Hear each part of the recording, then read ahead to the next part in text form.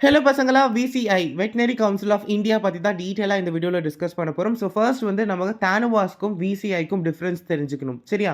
இந்த தானுவாஸ்க்கும், விசிஐக்கும் என்ன difference? Eligibility என்ன? விசிஐ மூலியமா நம்ம வந்து அப்ளிகேஷன் குடுக்கறதுக்கு நமக்கு என்ன எலிஜிபிலிட்டி இருக்கணும்?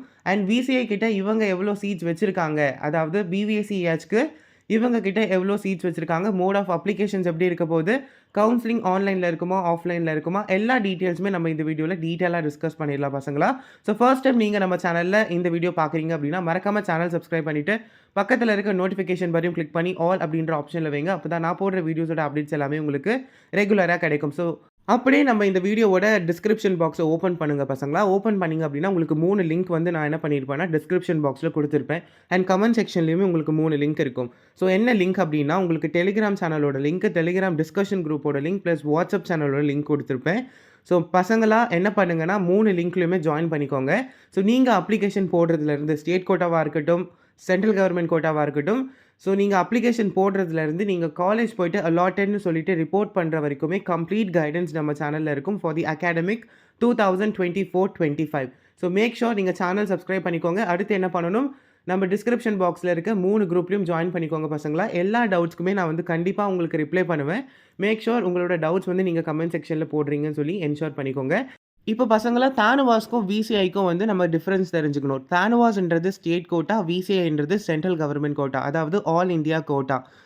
தானுவாஸோட அஃபிஷியல் வெப்சைட்ஸ் நமக்கு தெரியும். 2 வெப்சைட். உங்களுக்கு தெரியல அப்படின்னா, நான் அடுத்த வீடியோல உங்களுக்கு அப்டேட் பண்றேன். Stay tuned.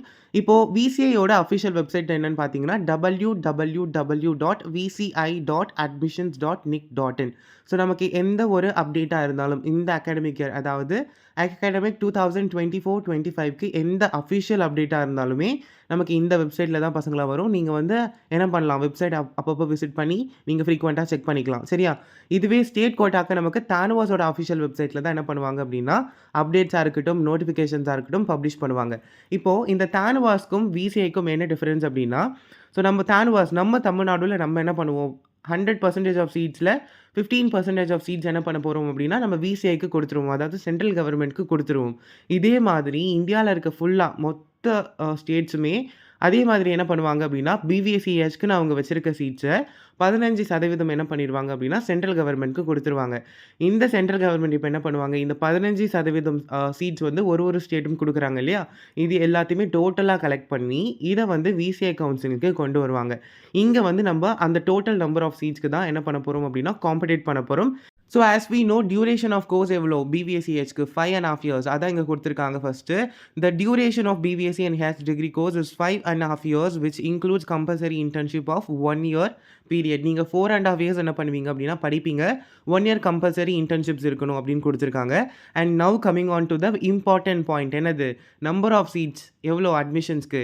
744 சீட் வந்து விசிஐ வச்சிருக்காங்க பசங்களா. அதுல நம்ம தமிழ்நாடுல இருந்து போன சீட்ஸ் எவ்வளோ? 99 சீட் வந்து நம்ம தமிழ்நாடு கவர்மெண்ட்டே குடுத்துருக்காங்க. ஓகே. இந்த மாதிரி விசிஐ வந்து ஒரு ஸ்டேட் கிட்டயும் வந்து 15% ஆஃப் சீட்ஸ வந்து கலெக்ட் பண்ணி, நீட் மார்க்கோட பேசிஸ்ல என்ன பண்ணுவாங்க அப்படின்னா, செலக்ஷன்ஸ் நடத்துவாங்க. இதுக்கு ஸ்டேட் கோட்டாக்கு வந்து சம்மந்தமே கிடையாது. ஸ்டேட் கோட்டாக்கு state board marks, all India quota அதாவது சென்ட்ரல் கவர்மெண்ட்க்கு நீட் மார்க்ஸ் வச்சு தான் என்ன பண்ண முடியும், உங்களால அந்த 744 சீட்ட வந்து கிளைம் பண்ண முடியும். சரியா?